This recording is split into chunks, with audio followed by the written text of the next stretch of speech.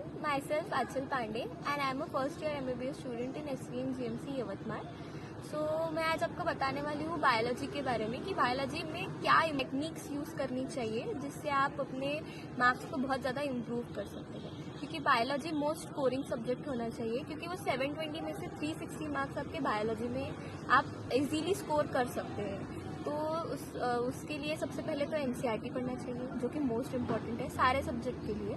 और फिर उसके बाद एनसीईआरटी पढ़ने के बाद भी लाइन टू लाइन उसे याद रखना चाहिए. और मैं तो हमेशा हैंड रिटन नोट्स ही प्रेफर करती थी. मैंने सारे सब्जेक्ट के लिए हैंड रिटन नोट्स प्रेफर किए हैं.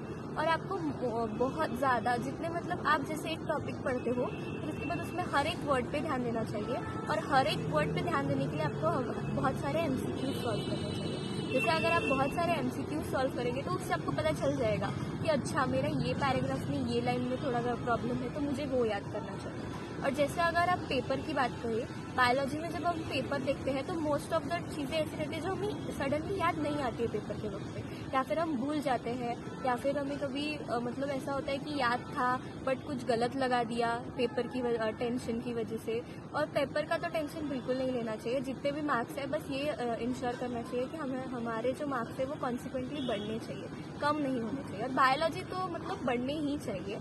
तो उसके लिए आप ऐसा कर सकते हैं कि अगर आपके पेपर में कुछ डाउट्स है तो उसे तभी के तभी एनसीईआरटी में ढूंढो कि ये कहाँ से. और वैसे भी अभी पेपर तो एनसीईआरटी में से ही आता है, उसके बाहर तो कभी जाने नहीं वाला है. तो आप एक काम कर सकते हो, उस क्वेश्चन को आप अपनी नोट्स में लिखो, अलग से कॉपी मत बनाओ, नोट्स में लिखो ताकि आप हमेशा जब नोट्स पढ़ते रहो तो आपके उस पर नजर जाए और आपको वो याद हो जाए. ऐसा ना हो कि मिस्टेक कॉपी बना ली है एक, उसमें अगर आप लिख रहे हो तो वो रह जाएगी.